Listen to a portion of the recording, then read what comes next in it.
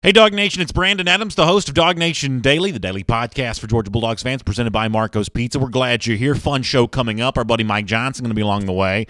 We'll talk about kind of an interesting thing noticed at UGA practice here this week. We'll deal with some of the hysteria involving what Owen Pappoe's decision might be on May 5th.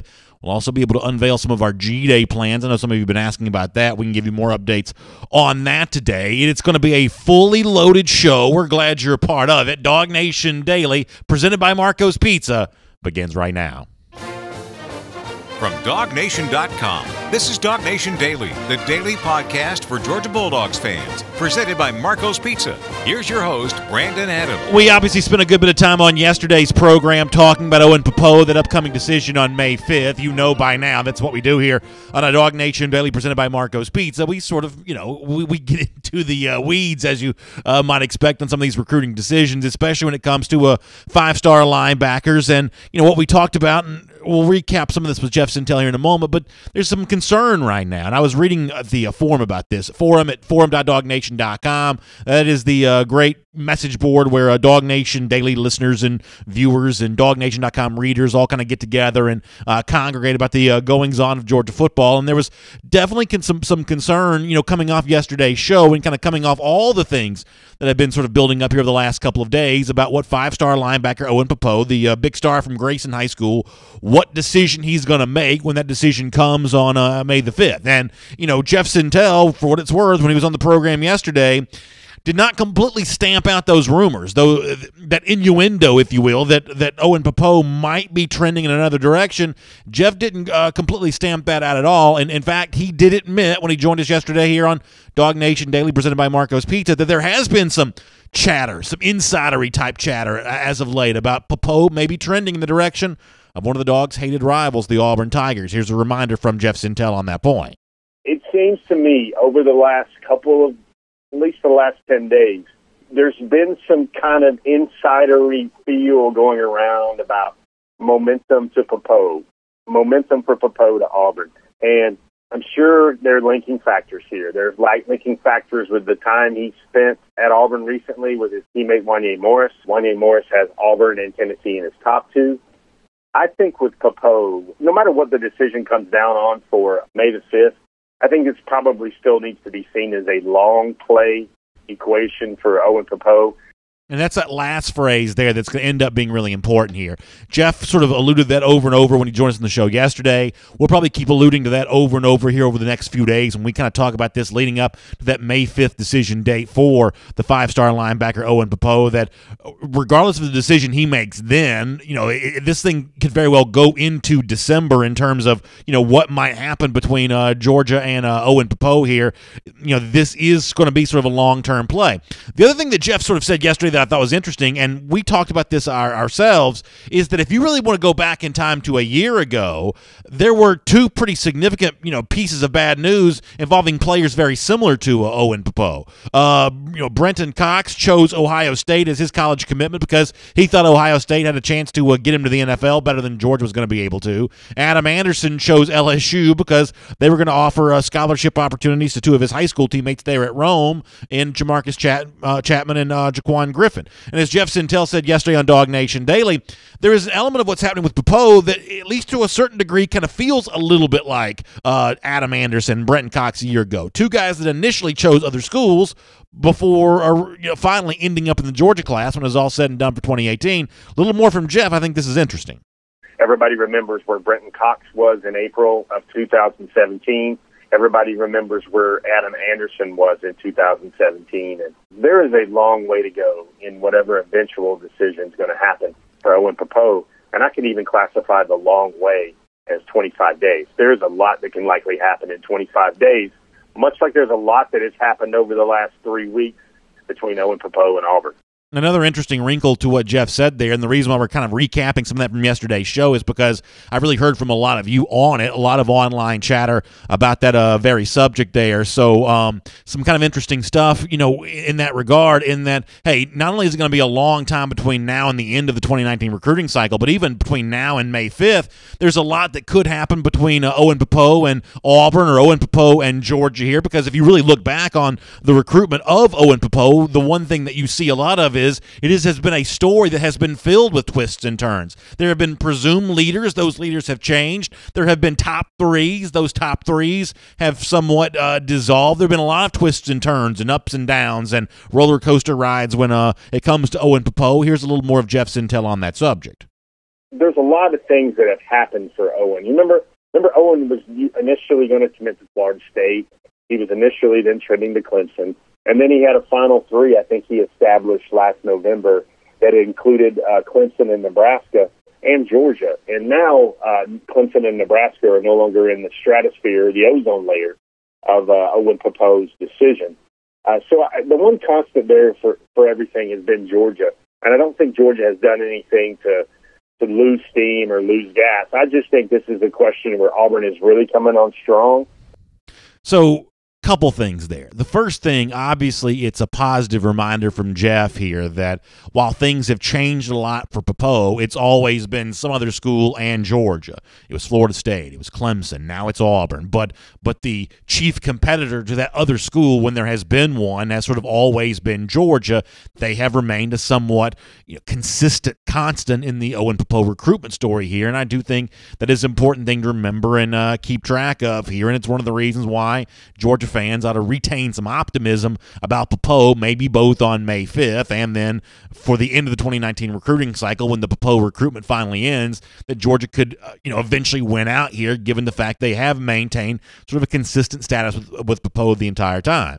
But it is undeniable from the first clip we heard from Jeff, the last statement Jeff just made in the most recent clip, that Auburn has kind of come on strong here. And I guess the point of doing all of that here this morning on DawgNation Daily is to sort of ask the question of, does Auburn come on even stronger now that another one of his Grayson High School teammates is now connected to Auburn? Ja'Kai Clark, the three-star center, commits to Auburn here this week. If you're watching on the video, you see some of the images that Clark kind of put out there. There's the handshake with Gus Malzahn, and then the classic Twitter edits coming up that say commit to Auburn. Good-looking edit there. At least if you're an Auburn fan, you like that. More of the Ja'Kai Clark commitment stuff, pledging himself to the Auburn Tigers. Then the announcement saying he's going to be a part of that for the next 4 years. WDE is the phrase that he uses. That's a high school teammate of Owen Pappoe committing to the school that Pappoe has also recently become interested in. And not too long ago, really just a couple days ago,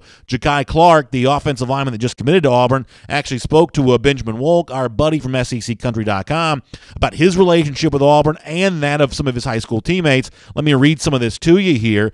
He says, me, Owen, and Wanye Morris, that's who Jeff also talked about there, the offensive lineman deciding between Auburn and Tennessee at the moment. We all talk. I'm not going to spill anything, but yeah, obviously Auburn is one of Wanye's top 2. Auburn's one of Owen's top 3 or top 5. We're all very interested in Auburn. I'll just say that. So one of the guys that apparently Owen Pappoe is talking to a lot, his high school teammate, now pledges his own commitment there to Auburn, which makes May the 5th pretty interesting coming up here for Owen Pappoe. The bottom line for me on the entire discussion is, I won't pretend to know one way or another what Pappoe's ultimate decision is going to be on May 5th, but I do think I know enough to say that that ultimate decision isn't actually the ultimate decision. This thing's going to play out for a while. The May 5th announced commitment may just be a de facto leader in the clubhouse here with plenty more recruitment to come. I do think Pappoe, though, is an important player for Georgia's 2019 class. I think he's potentially a pivotal building block for the future of this Georgia defense. As a fan of the Dogs, I want him in this class, and we'll all wait with bated breath to find out exactly what happens here. My name is Brandon Adams, and this is DawgNation Daily, presented by Marco's Pizza, with a daily podcast for Georgia Bulldogs fans, and we are glad you're with us, whether you watch us Facebook Live, YouTube, 10 a.m. on those various video channels. Listen to us on the radio at noon on Athens Sports Radio 960 The Ref, or in podcast form, Apple Podcasts, Android devices, the world-famous DawgNation.com, SoundCloud, however you listen to the show. Thanks for checking us out there as well. We're just really glad you're with us here today on DawgNation Daily, presented by Marco's Pizza. And speaking of Marco's Pizza, they want you to meet the boss of all cheese pizza. How about this? The big cheese comes with 5 blended cheeses, and an extra large right now is just $10.99. That's a great offer. One of the reasons why I love Marco's Pizza, first of all, because it is authentic Italian pizza. I like that part about it. It tastes great. but it's also pretty easy on the wallet there, too. I love the big cheese for $10.99. What a great deal from Marco's Pizza, and it is fun to have Marco's Pizza part of what we're doing here on DawgNation Daily. Later on, we're going to have Mike Johnson, my partner from SEC Country Live. We'll talk to a lot of stuff about Mike. Some of it's going to be offensive line related because there has been some offensive line related news from Georgia at spring practice here over the last couple days. We'll kind of get into some of that with Mike. And really, I want to spend a couple minutes also kind of talking about that on the program here right now for a moment as well, because what you really see is a situation in which the offensive line would seem to be having some success against the defensive line so far during Georgia spring practicing, and Kirby Smart has really made no bones about this whatsoever. He's got some concerns about his defensive line right now. It seems like he probably feels pretty good about the starters, but the depth behind there, to listen to Kirby, maybe there's just not quite enough of that at the moment. Here he is. We're struggling a little bit defensively on the defensive line. We just don't have as much depth, and we're not as physical as we need to be. And I don't know if that's a credit to them or a problem for our defense, but something we got to rectify, and we definitely need some help on the depth of the defensive line. The them there is the offensive line, referencing the success they've been able to have. That clip was actually from a week or two ago. Kirby Smart impressed with the offensive line, concerned about the depth along the defensive line, going into a little bit more detail about that, saying, yes, you got Jordan Davis and Tramel Walthor coming in this summer, but that's just two guys, and maybe just two guys right now, simply not enough, especially when you start factoring in some injuries into the equation. Here's more from Kirby. Not many in that position. So, we're excited about the guys we got coming in. I think it's tough to play as a true freshman. We had that crowd of Tyler and Julian and Mikhail and David, all that really helped us that one year. We're certainly going to need some help in depth-wise. I think the key is going to be staying healthy, because losing two guys like John and Trenton, I don't think you'd think it would have as much of an effect, but we really only gained one in Devontae Wyatt. So the sum effect of that with Michael Barnett being a little out has put us short some. Of course, Devontae Wyatt, the original member of the 2017 class, got reclassified as a 2018 guy because of some academic stuff. That's a guy that Kirby also challenged on Saturday to maybe maintain a slimmer weight so that he can use his speed and effectiveness there as a defensive lineman. But the other thing you hear Kirby Smart reference there is that injury to Michael Barnett. That makes Georgia even thinner along the defensive line, and not too long ago, Kirby went into a little more detail about the Barnett injury. He had a minor knee injury, and that's part of the issue. We think he's going to be fine. He's going to be back possibly by the end of spring, but may not make it back by spring. And that's part of the problem right there. I think it was Tuesday's practice. He had a slight dislocation, but we think he's going to be okay. To make matters worse, Kirby Smart says you got to avoid injuries. Michael Barnett becomes one you have to deal with. And then we find out on Saturday another defensive lineman also not practicing right now because of a little bit of an injury issue. This time it's Justin Young. Here's Kirby on that. He had a mild knee sprain, and we think we'll get him back before spring's over. But it just, it seems like they're all in the same area right now with he and Barnett. But he should be fine. By same area, Kirby's referencing the defensive line. Too many injuries, too thin there at that position. And so apparently a response here from Georgia to kind of add some depth, at least for now, to that defensive line, as Chris Barnes, an offensive line signee from the class of 2016, who really hasn't found a home yet on the Georgia offensive line. He moves over, going to practice at least for now there at the defensive line position. My guess is Kirby Smart will be asked more about this when he speaks to the media again. I think his next appearance is scheduled to be Saturday. When he speaks to the media there, I guess that Kirby will give you more details on what's going on with Chris Barnes here. Traditionally, I think of the transition from offensive to defensive line being a lot tougher than the transition from defensive line to offensive line. For instance, a guy like Lamont Gilliard, who at one point in time had been a defensive lineman in Georgia, he moves over to offensive line, becomes a terrific center, and I do think at this point in time you can call Gilliard a pretty solid center there. He's made that transition nicely, but it seems like you don't see the door swing the other way quite as much. A little harder to go from offensive line to defensive line, so it's a tough challenge for Barnes to find a home on a defensive line because you don't see that many former offensive linemen do that, but it's probably an experiment worth trying for Georgia, as Kirby Smart explained, because of the thin nature of the defensive line when you factor in injuries and the fact that you don't get two additional defensive linemen until the summer. And even if this is just a sort of practice situation for now, that's still that still makes it a worthy experiment here, because obviously the one thing that we have seen from Georgia, the hallmark of this program,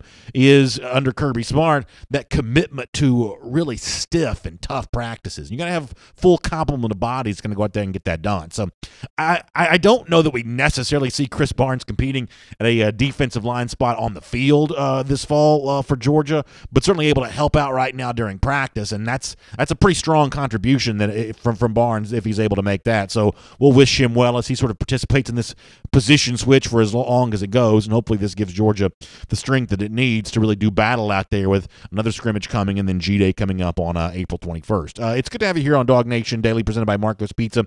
Before we move on with the show and bring on Mike Johnson, I want to say a quick thing right quick.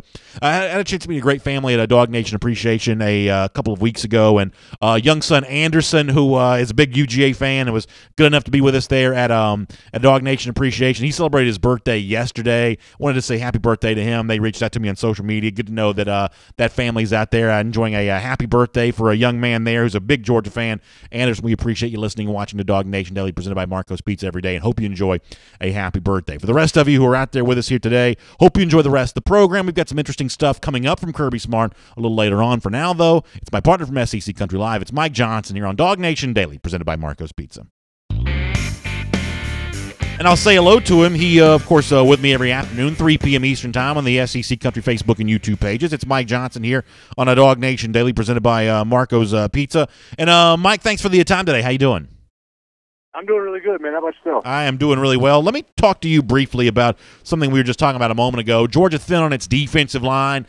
Going to, at least for now, try an offensive lineman over there. That's Chris Barnes, a 2016 signee who really hasn't, found a lot of room to play there on the offensive line as of yet, but good enough to take on the position switch, going from offensive line to defensive line. My assumption's always been that the door doesn't quite swing the same way going from OL to DL as it does the other way. Lamont Gilliard for Georgia center is at one point in time a defensive lineman. He's made that transition pretty well, but it seems a lot easier to go from defensive line to offensive line than offensive line to defensive line. Would you agree with that?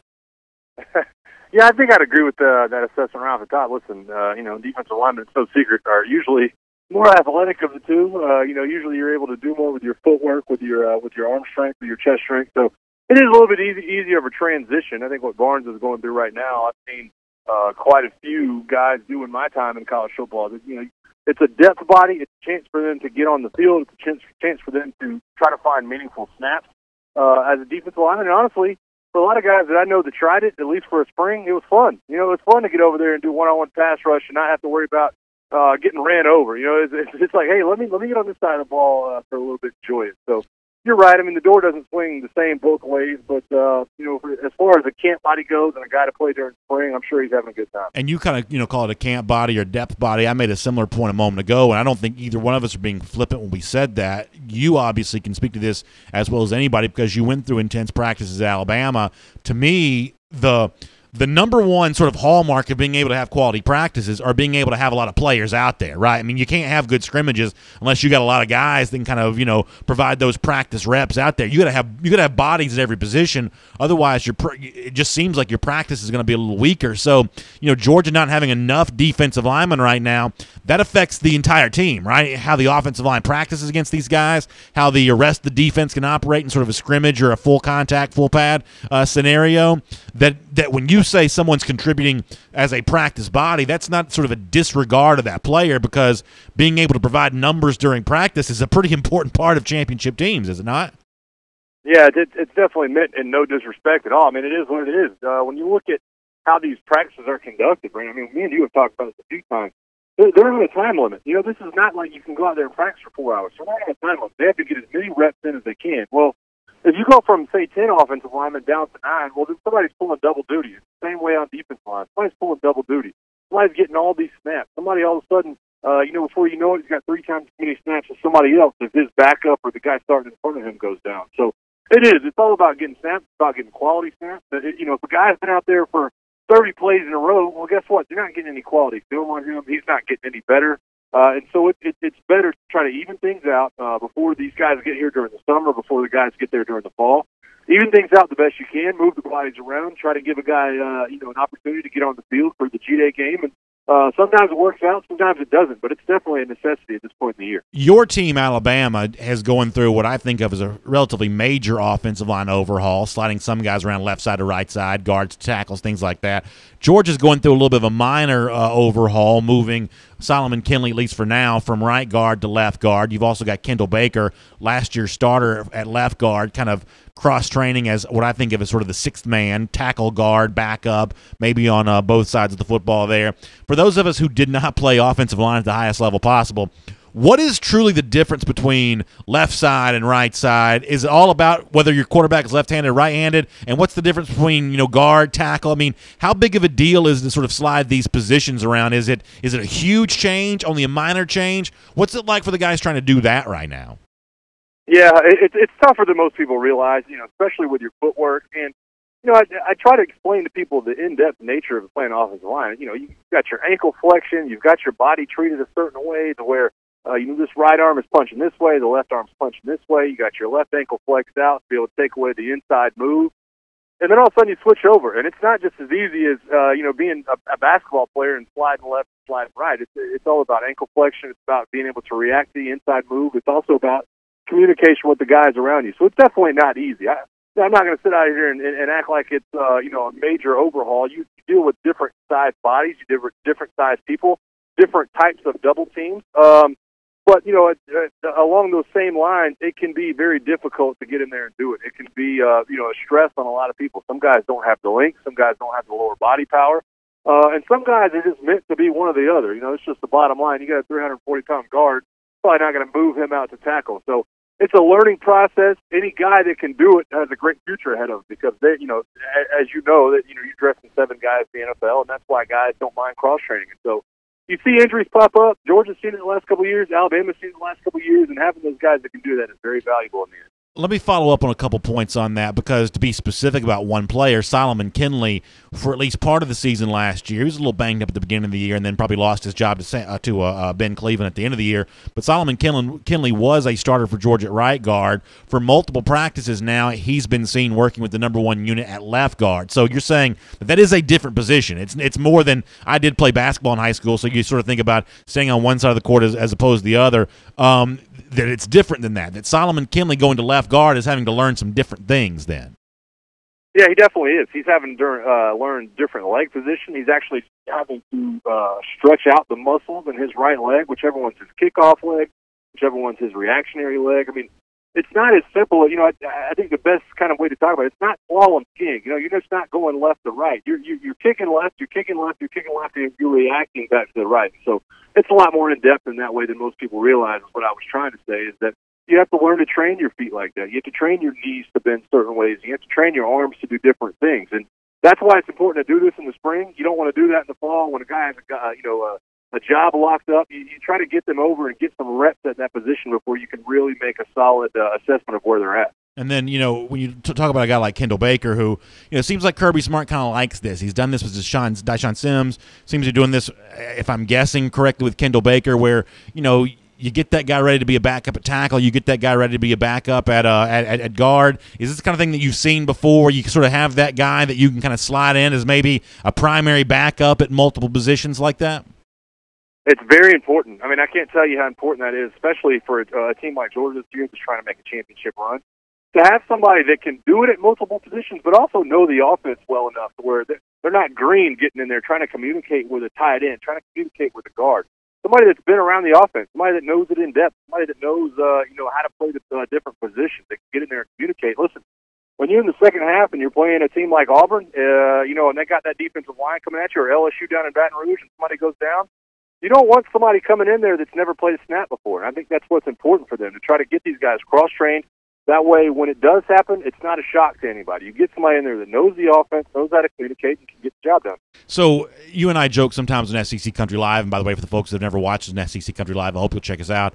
3 p.m. Eastern Time on the SEC Country Facebook and YouTube pages. It's a fun show to do. We also have a podcast for you that you can subscribe to, Apple Podcasts, Android, all the other stuff on that too. But we joke sometimes about me maybe speculating too much, reading too much into what some of these coaches say, Kirby Smart in particular. And, Mike, the one thing that I've noticed some this spring is that, Kirby has either outright complimented Justin Fields, his backup quarterback, his incoming freshman, the way that he did on Saturday, or just sort of peppered some Fields stuff into conversation with other players. Talking about the secondary the other day, for instance, saying they're going up against two pretty good quarterbacks during practice. That seemed to me to be a reference to Justin Fields there as well. As a fan, I take that as good news. It sounds like that Justin Fields is fitting in well enough at Georgia practice here in his first go-around this spring to make the number 2 offense run somewhat competently, and I take that as a pretty good sign for Fields' development. How do you read into all of that?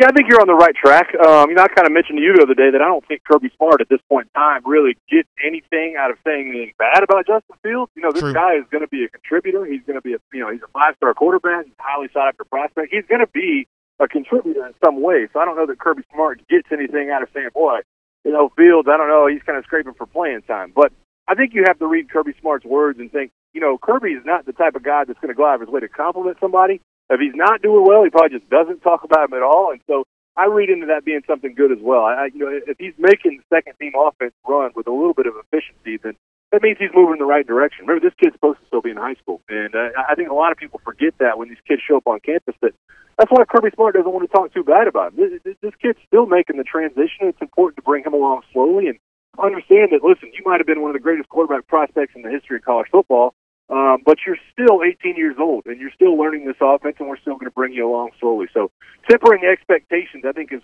just not only for Justin Fields himself, but for fans in general, is what Kirby's trying to go about doing, I would think, in my mind. And I guess that's the part that sort of fascinates me here. You use the phrase tempering expectations. You say, Kirby doesn't get anything by speaking negatively about Fields. That's probably true, but I guess what I find fascinating, and maybe it's not as fascinating as I find it, but what I find fascinating is that Kirby Smart, for the moment, is not scared off of the Justin Fields hype. He's got a very good, firmly entrenched starting quarterback. He's got a backup that's got legions of fans, given the fact that he's a 5-star quarterback.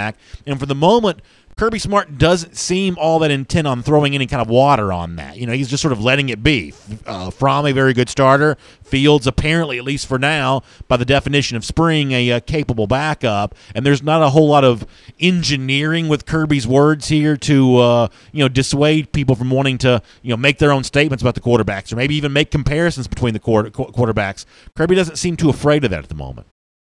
Yeah, I definitely agree with you. I think that one way to look at that, though, for me, having been through a similar situation with Bama last year, is Kirby's feeling good. He's feeling high on the hog. Boy, he's got 2 capable quarterbacks right there sitting in the quarterback room. The one thing I will guard you against, though, BA, is if at some point in the first few games, if Jake Fromm does come out and struggle against the defense, or he's not able to do something, or not able to convert a 3rd and 1 or 3rd and short, and all of a sudden you kind of wish you had a running quarterback, that's when I think Kirby Smart has to start to temper expectations, because that's when all the chatter starts. And me and you have talked about it a million times. Most popular guy in the building is the backup quarterback. And so I'm with you. At this point right now, I think Kirby Smart says, listen, boy, I'm good either way. I think I feel good about whoever we put on the field. Both these guys are really dynamic in their own right.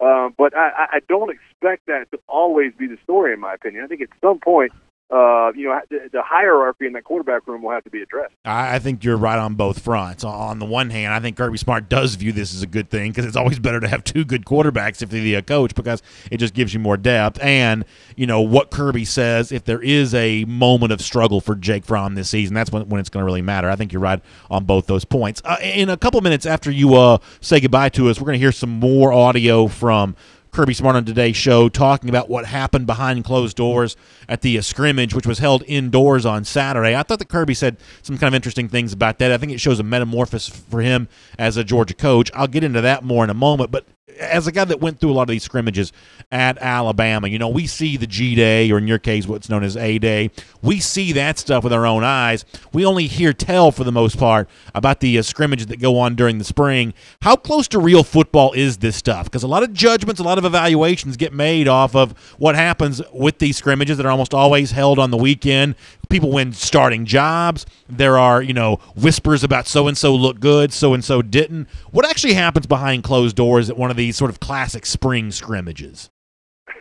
What's funny is people say, it'd be fun to go out and get a scrimmage. These scrimmages are not fun. I got to tell you, from a player's perspective, you're going out there trying to get as many snaps as you can. And a lot of times you'll hear the numbers come out. What is it? LSU ran like 140 plays in their scrimmage, a couple of weeks ago. I mean, just think about that. That's outrageous. I mean, yes, that's 70, snaps on both sides of the ball, but it's almost 2 full games by SEC standards. Right, and LSU's got, 7, maybe 8 scholarship offensive linemen? What does that tell you? Somebody's doing double duty. They're also doing, gassers afterwards, or 50-yard sprints, or 110s. It's not fun, but I think these are so important because you do separate the men from the boys. Not only physically, but I think mentally. You're getting tired. Maybe it's hot inside the stadium. Maybe you've had, 20 plays in a row. Who can get the job done at that point? Who can you look to on that team as somebody you can look forward to actually handling their business when they need to? Who can deal with the pressure and deal with it when their back's up against the wall? I think that's what these scrimmages bring out in guys. It's not, hey, there's a light mist, or hey, it might be a little bit cold out. It's, can you get the job done? When somebody's not looking directly over your shoulder and telling you exactly what to do, I think that's exactly what these scrimmages are designed to do in those cases. And a quick final point on that subject, at a place like Georgia, and I'm assuming Alabama here as well, it's not ones versus two, it's starters versus starters. It's best offense against best defense, which only makes the competition that much more intense, correct?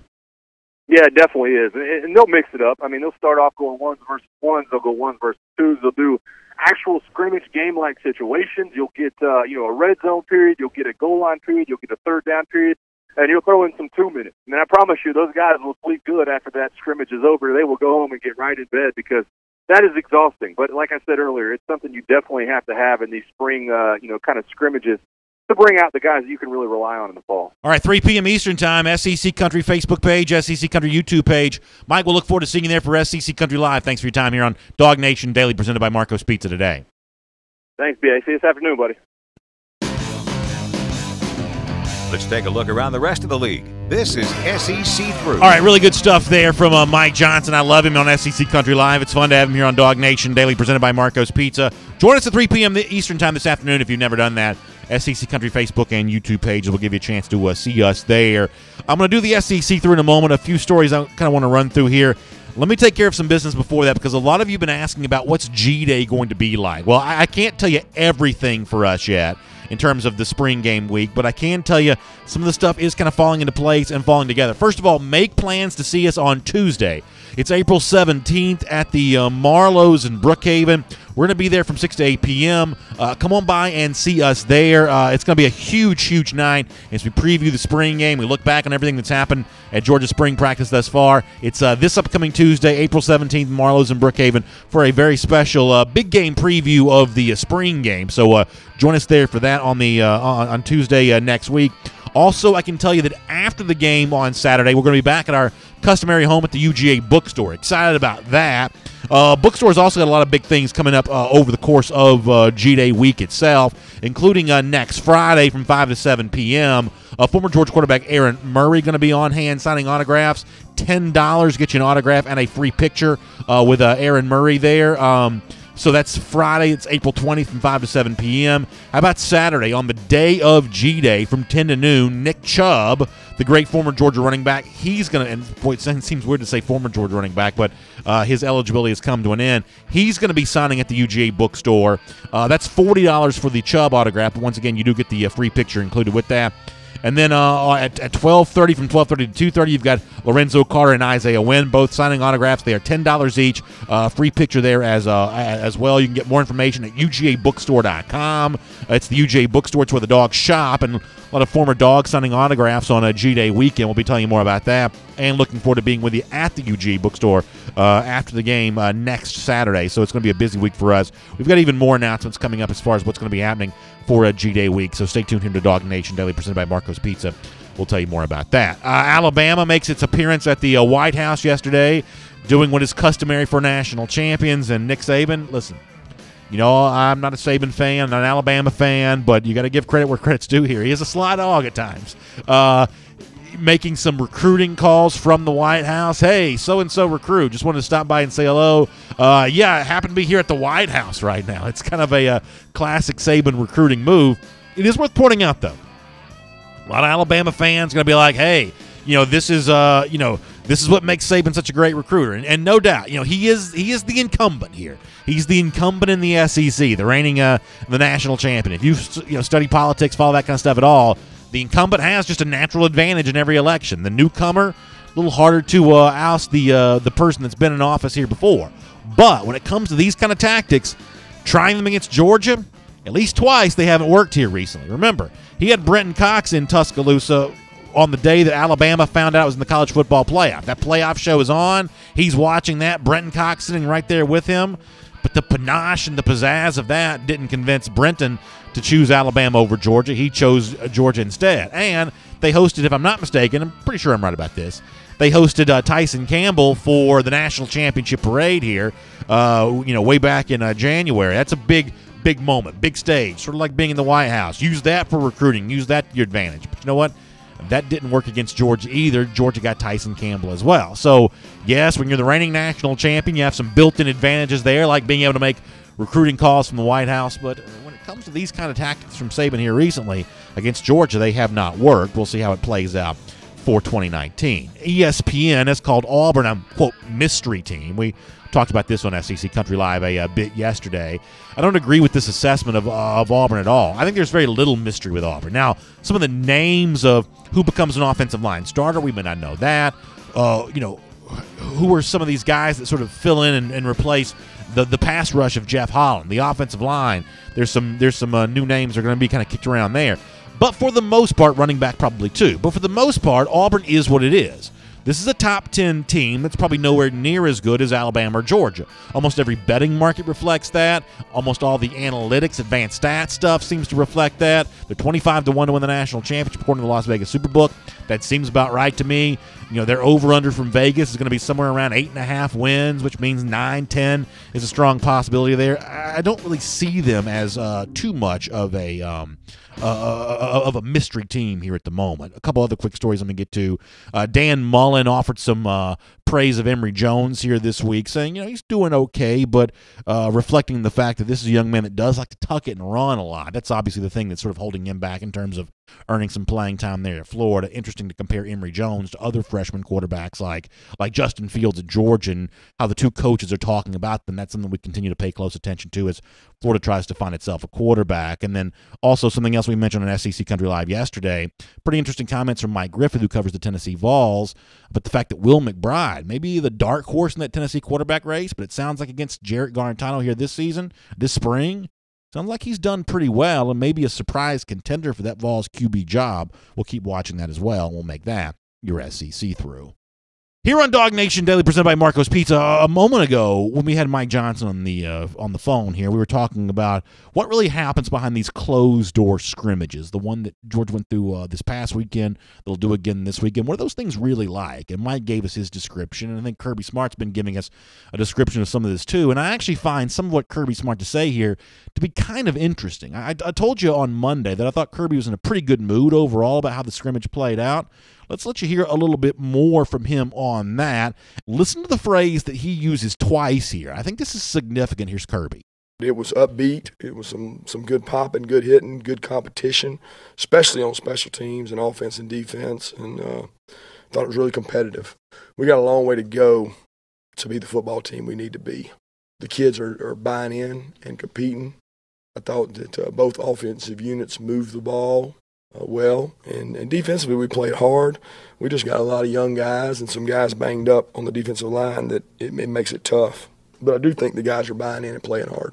I think it's interesting that Kirby Smart uses the phrase buying in there twice, because that's a phrase we heard a lot in the early days of Kirby Smart. There needed to be a buy-in. In 2017, guys were saying they're starting to buy in.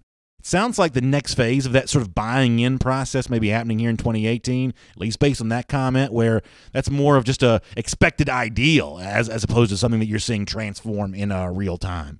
But exactly what does it mean to say you're buying into what Kirby wants in a scrimmage like this? Well, apparently it comes down to two words, and Kirby was pretty explicit about what those two words are. Here he is. I think effort's a good word. I think physicality would be right there with that because, we don't tackle day to day like a lot of teams do. We're going to tackle on scrimmages. And so today was an effort and physicality day where guys get a chance to the whistle doesn't blow early. We go all the way to the ground. And I think it's always good to see who plays well when that happens. So that was the goal, to have good special teams, good competition, and I thought we had that. I think my point here in kind of bringing all this up is listen to Kirby Smart right there. He sounds like a more seasoned coach to me, right? I mean, after all, this is now going into his third spring as Georgia coach. He'll have his third year in the field coming up this fall. And despite the great success enjoyed in 2017, he was still a relatively young coach. But 3 years into the job, you don't quite sound quite as young anymore. And what he expects from his Georgia players, that's been communicated now quite a lot. And all of a sudden now maybe the players are able to sort of push themselves along based on that same standard. It seems like Kirby may be more comfortable here now. There's less teaching about what you want Georgia football to look like, and now there's simply the evaluation of how are you measuring up to the standard we've already been communicating. And it's not just the effort and the physicality. It's not just that toughness. We all always know that's a big part of what Georgia wants to do. But Kirby mentioned special teams there, which sometimes means you got players running around all over the place in a given practice and in a under the roof of the indoor facility. That makes that a little bit more challenging. It sounds like Kirby was okay with that part of it too on Saturday. Here's a little bit more from him on that subject. It was great. It was well organized. I thought it was the best scrimmage we've ever had. 'Cause most of the time it's like chaos. Where's this guy? Where's that guy? Where's this guy?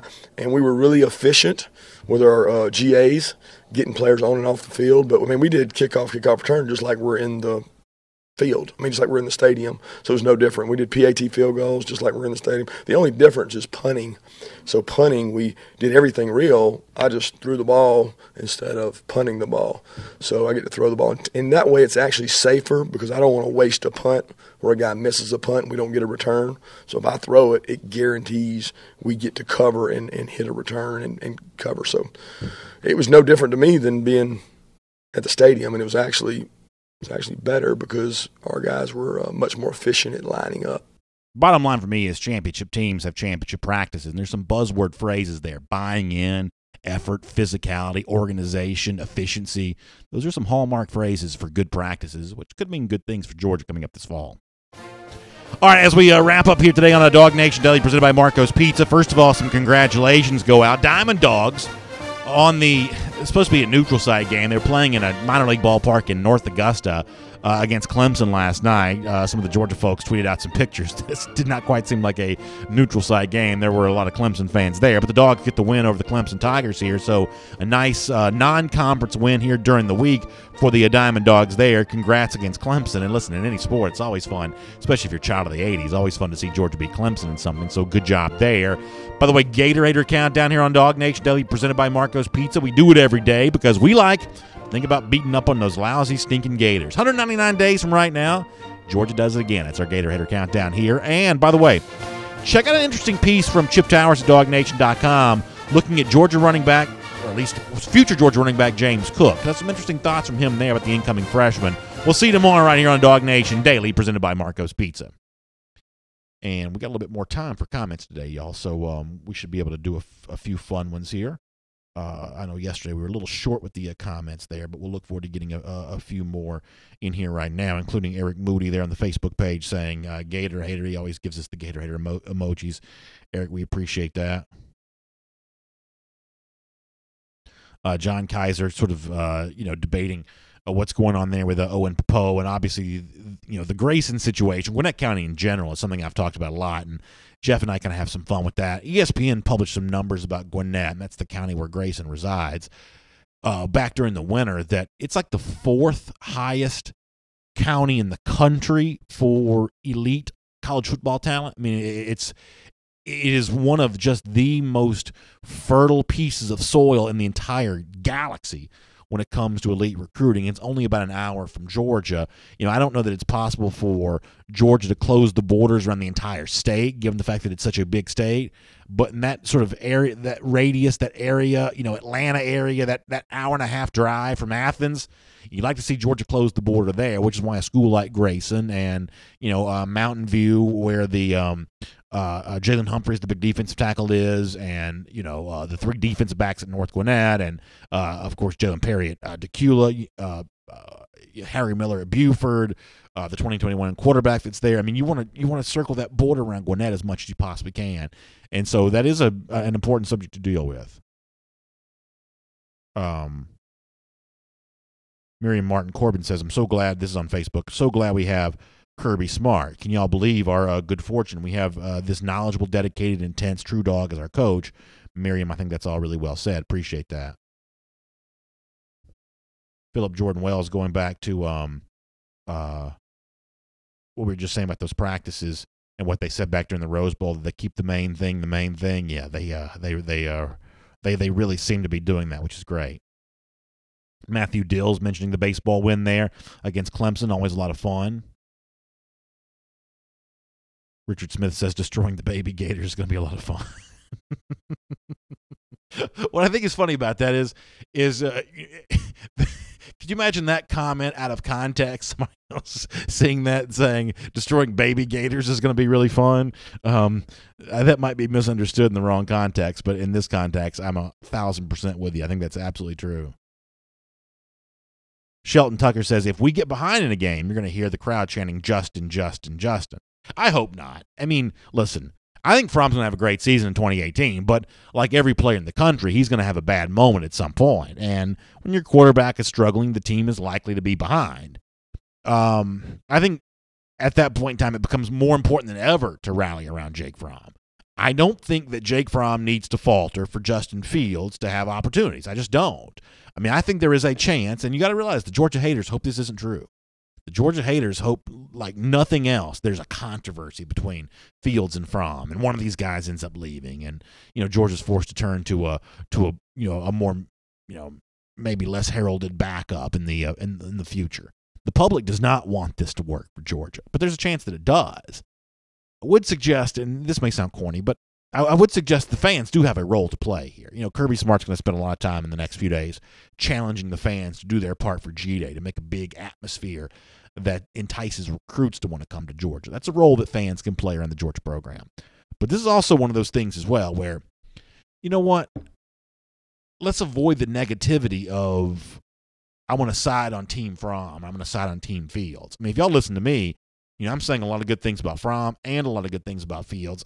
I think there's good things to be said about both guys. And, this, please, with your friends and your family and everybody else, if you listen to anything that I say, if I have any influence whatsoever in any regard imaginable, please let this turn into some sort of, controversy thing where we're looking for bad things from one guy to support the guy we want in the game. I hope that can be avoided.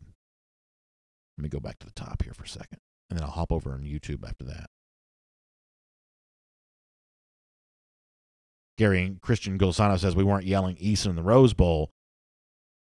But y'all, I mean, I will say that when it comes to that comment about, not yelling for Eason, in the midst of the season last year, when Georgia was rolling people, come on this show the following week after Tennessee, 41-0. Why didn't Eason get to throw the ball? Or, a lot of these games run together now. One of the games Eason didn't play in. Did Eason not play against Georgia Tech? Maybe. I don't remember. Eason was coming into games, but he wasn't throwing, and then he wasn't coming in at all. And you had people saying, "Well, why isn't he doing this? Why aren't they getting him involved here?" There is this weird thing at times, and I'm not criticizing any individual fan here, but just sort of collectively, sometimes this can be an issue where certain people just sort of gravitate towards negativity. There was nothing to be worried about or even concerned about or even irritated about when it comes to how Georgia was handling itself in the late stages of 2017. They were steamrolling hated rivals on the way to an SEC championship. And there was still this thing of, well, what's going on with Jacob Eason? And Eason, to his credit, could not have handled it any better. Eason was a class act all the way around. And I have no doubt that behind closed doors, Eason was probably irritated. And if it was you and me in the same situation, we'd probably be irritated too. I mean, I have no doubt that Eason was probably, thinking that Fromm was inferior to him as a quarterback, and if he'd be able to go back onto the field, he'd be able to prove that. But he never said it publicly. And frankly, I don't really care what anybody thinks. I just care what you do. And whatever Eason may have thought, his actions were above reproach. But that didn't stop, some fans from still going down that same road. And as I said at the time, if the media was the one stirring the pot on this, some of y'all would be so upset you wouldn't be able to stand it. If the media was the one asking tough questions about why Jacob Eason wasn't in the game and throwing passes, there'd be a comment section this long on DawgNation.com saying, why are y'all trying to stir up trouble? But when the fans do it, it's okay. Now, I know this is a bit of a rant, but hopefully this can be avoided in 2018.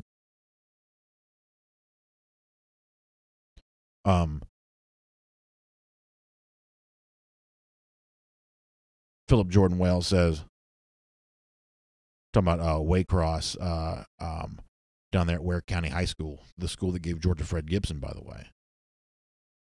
Terrence Eberhardt says, I can't lie, I did call for Eason a few games. I definitely wanted to see him get more reps in the blowout wins. And there's nothing wrong with, you want to see your backup quarterback play, and there's nothing wrong with being a fan of Jacob Eason. I just think that if too much of this fan stuff bubbles up, I think it does potentially become a problem for Georgia. To kind of go back to the original point that sort of started this whole conversation is, I do believe, and at the risk of sounding corny here, this is something that Georgia fans can do to help the program this year, which is just sort of avoid the potential trap of a quarterback controversy. Chad Clark says, I think we could use less talk about quarterback controversy at both Georgia and Alabama. I think Chad made that similar point at SEC Country Live this week. We do obviously talk a lot about these quarterback situations on the show on SEC Country Live because, listen, it's good for business. But when it comes to, what's best for the program, the one thing I hope that you'll notice here on DawgNation Daily presented by Marco's Pizza is that we don't try to stir that kind of stuff up. And if one guy was clearly better than the other, or if something was clearly going on here, I mean, we've gone on record when we needed to. Back at the start of the 2016 season, I said at the time I thought that Jacob Eason should start over Grayson Lambert. Incumbent starter Lambert, I thought that Eason was going to be the better overall player there. We made our case for that. Didn't happen week one. Did happen the rest of the season. Last season when Fromm came in, when he played well those first couple of games, I said at that point in time you couldn't put him on the bench. Even when Eason was coming back healthy. So if there's something that needs to be said here, I think we will say it, but the one thing we're not going to do is, and it'd be the easiest thing in the world to do. I mean, I can get 1 million clicks a day just by, pitting these two quarterbacks against each other and, sort of trying to drive a wedge between the fans. But, I care about our audience too much to sort of treat it that way. Let me pop over here to YouTube here for a moment.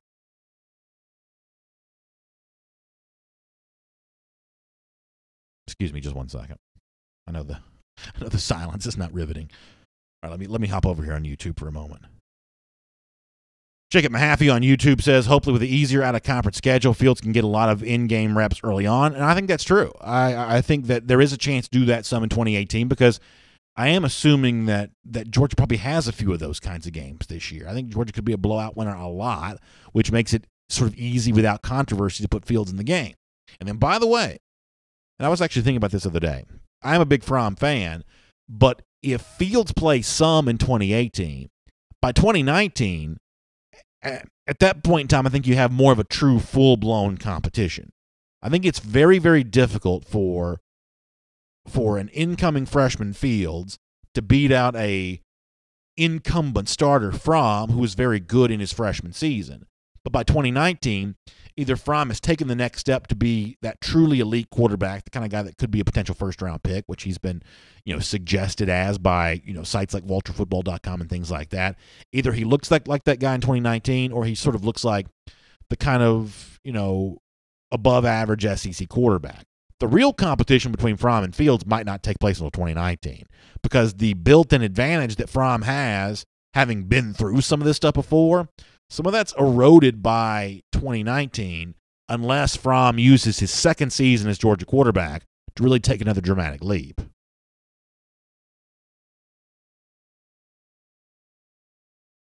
Dabari Trucker says, referencing another commenter, says that I think you're right, but I also think that he'll be a key piece in some big games too because of his skill set. I think Dabari's referencing Justin Fields here, and I completely agree with that. I think that Fields is too good not to play. I just do.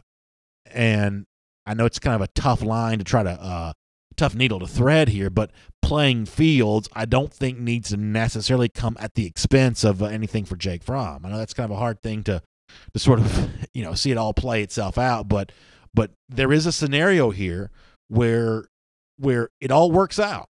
Fromm gets his minutes or snaps or however you want to define that in football. Fields gets his. I mean, right now, Kirby Smart doesn't seem to be the least bit worried about any of this kind of stuff because ultimately it's never a bad thing to have good players.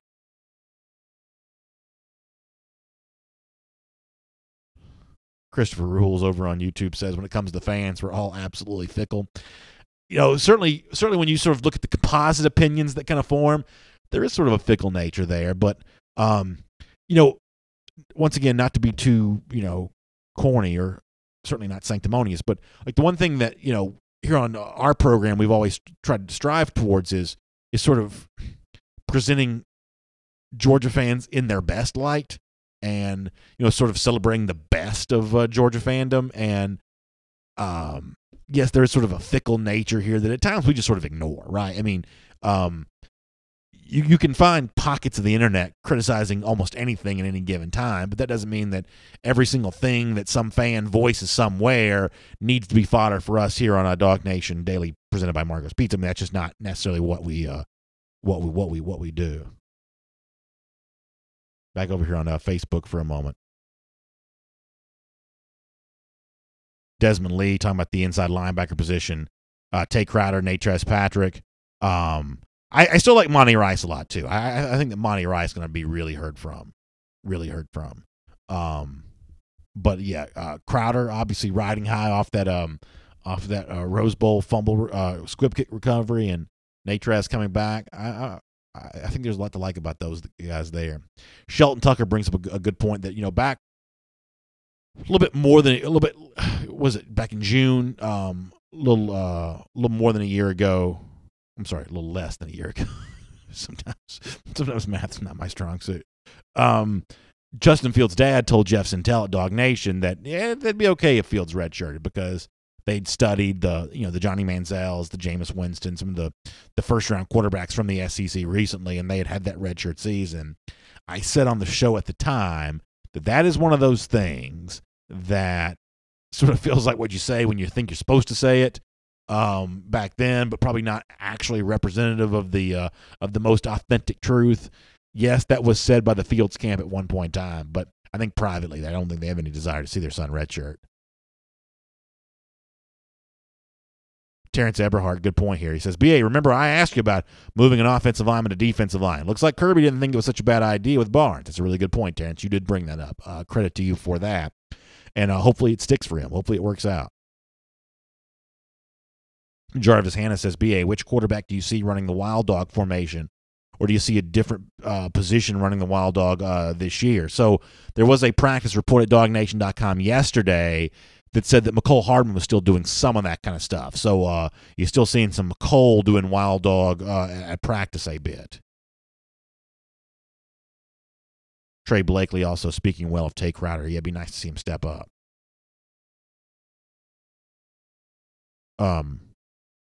Raymond Walton says, any updates regarding our running back depth dealing with injuries? I think the reference there may be to Zamir White, I'm guessing. And I mean, my understanding is that the Zamir White recovery is happening pretty fast here, that he's in pretty good shape to be ready to go here for 2018. And, some of the whispers that you hear around White from people who saw him play in high school or have just compared him to other players along the camp circuit and things like that, that this is a pretty impressive young man here. People excited about what Zamir may be able to do.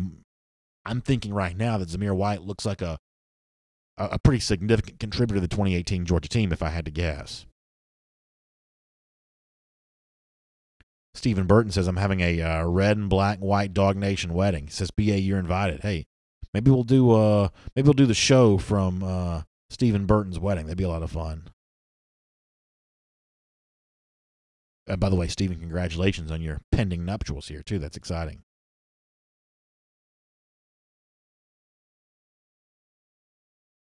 Let me find a couple other comments to get to before we get out of here. We are running a little late. Stephen Early says that Roquan Smith's been high on Tay Crowder on social media. That's kind of a nice thing to hear. Tom Akins asked about Elijah Holyfield being the main back.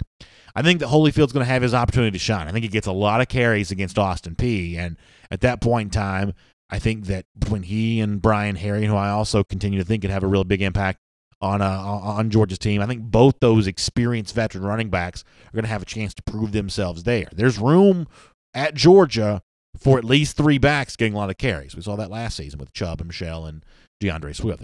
There's room there for at least 3 backs. Assuming he's healthy, we know that DeAndre Swift is one of those guys.